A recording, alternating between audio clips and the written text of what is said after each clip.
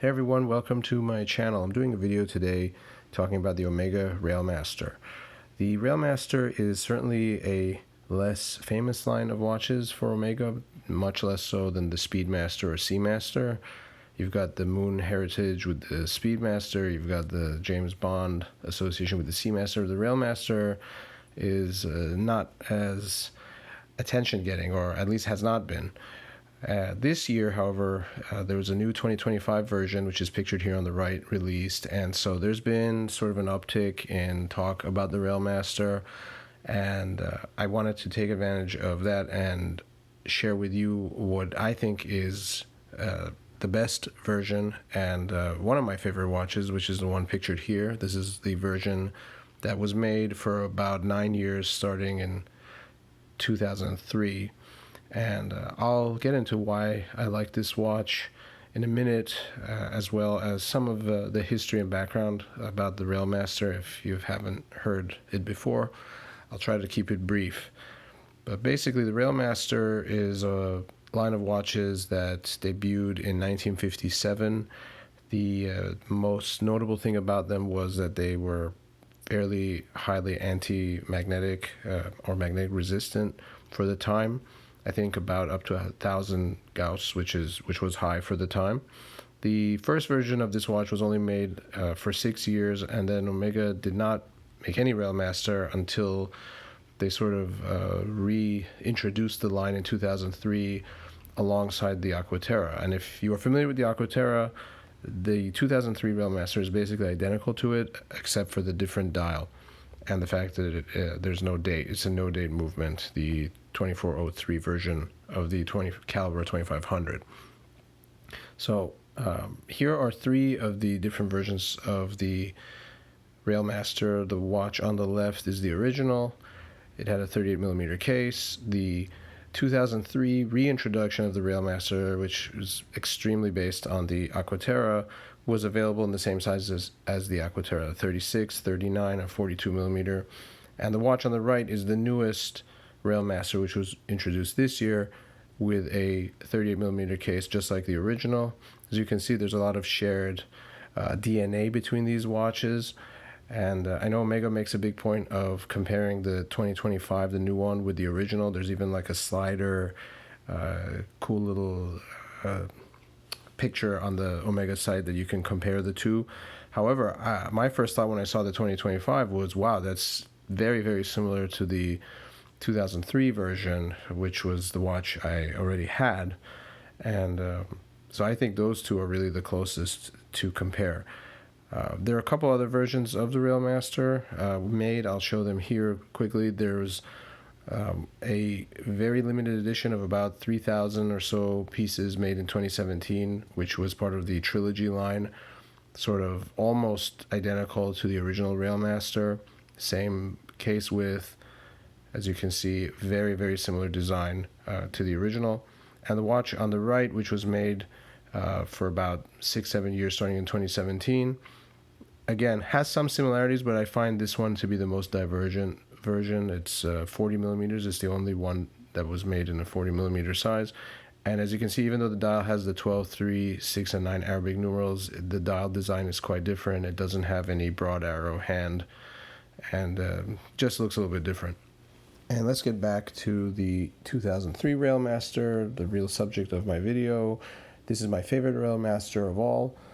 It shouldn't be a surprise if you've seen any of my other videos, because I'm a big fan of the first generation Aqua Terra, and this is basically exactly the same case and bracelet. Just like the Aqua Terra, this Railmaster was available in 3 different sizes, 36, 39, and 42. The reference numbers are slightly different. Besides these 3 versions, there were versions made, came with a factory leather strap, gold case. There's even a jumbo 49mm manual winding version. Very interesting watches. I do have a video going over all the different versions of the Aqua Terra, in which I've included reference to some of these Railmasters. So if you want to learn about more versions of this watch, they are in that video. But back to this watch. Why do I like this watch? Well, I think it's a beautiful design. I love the mixture of the 4 Arabic numerals with the wedge shape indices for the remainder. I think that's a beautiful feature from the original Railmaster. I'm happy to see it carried over to the present day. But this particular version of the Railmaster I just love because of its proportions. It's a very thin case, which if you've seen any of my other videos, I'm a big proponent of thin watch cases. I think they look and wear much better than thick cases, and I'm disappointed to see the direction that Omega's taken with making extremely thick, like hockey puck style watches. It's unfortunate, and it's somewhat due to the fact that the newer movements are thicker, but it's just another reason why I love Omegas from the 90s and early 2000s. It's my favorite period of Omega. And the Railmaster, like the Aqua Terra here, which is next to it from the same generation, have beautiful proportions in my opinion. The lugs are not short and stumpy. They are long so that you can really appreciate the twisted lyre shape. And I just find the bracelets on these watches to be extremely beautiful. They may not be the most high-tech thing as compared with today's bracelets. There's no screwed-in links. There's no micro adjust. The clasp is the slider clasp, which is not exactly the most durable thing in the world. But what all these features share in common is that they make for a very comfortable watch. The slider clasp I actually really like because it's extremely thin.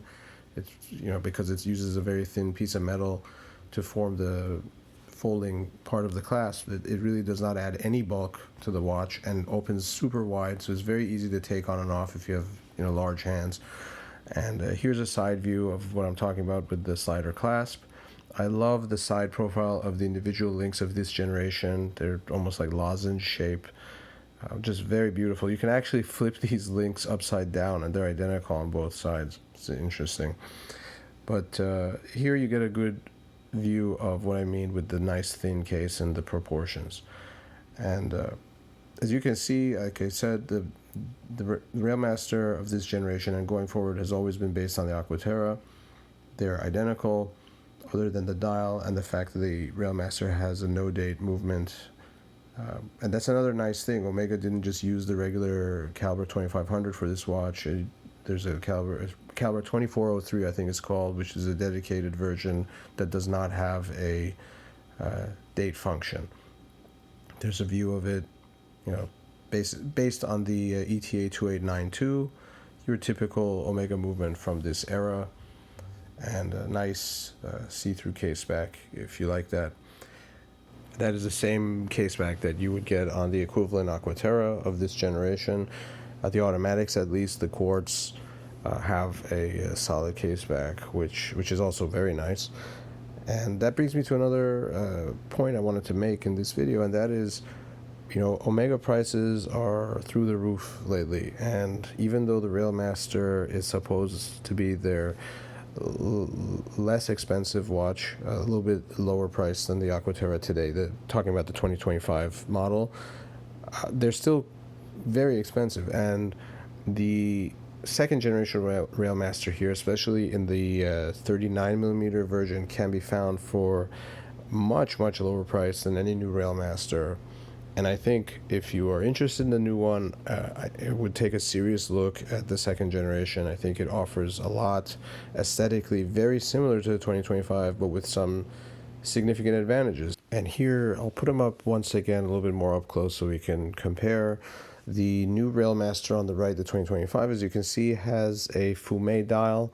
That's something available in, I think, a couple different colors, but something unique and new to the Railmaster. The fume dial has been a little bit polarizing from my review of articles and people's comments.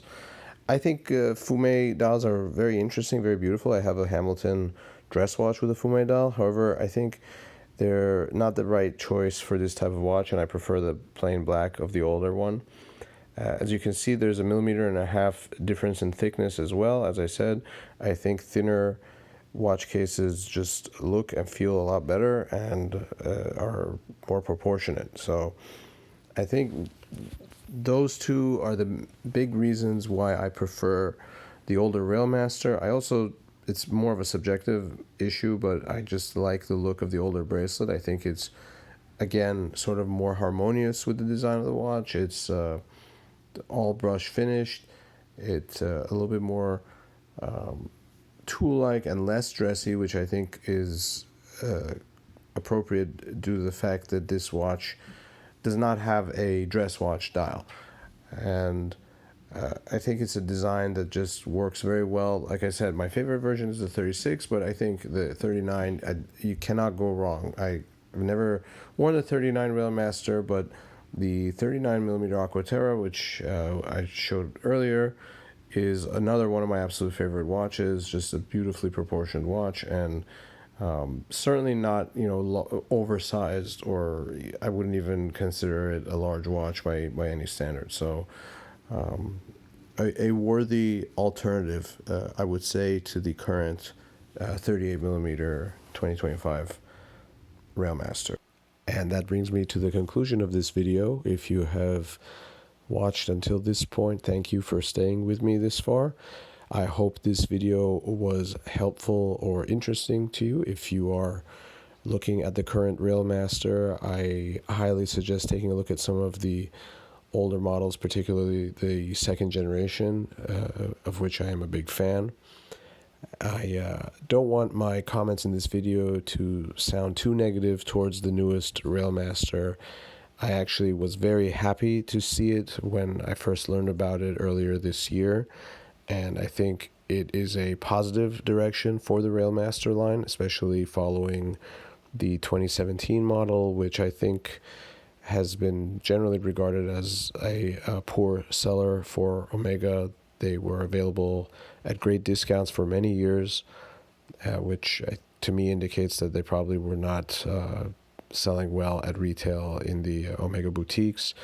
I think part of the reason for that was the dial design of those watches was quite different from the other Railmasters, and while I think it was an attempt by Omega to differentiate the line, I don't think it was that great of an idea. And the 2025 model, which is a lot closer to the original Railmaster dial, I predict will be a success. Actually, at the last time I checked, the bracelet version with the black gradient dial is currently, I believe, sold out. So I think that's a good sign. But anyway, like I said, if you have any comments, questions, please feel free to leave them below. Thanks for watching, and I hope to see you in the next video.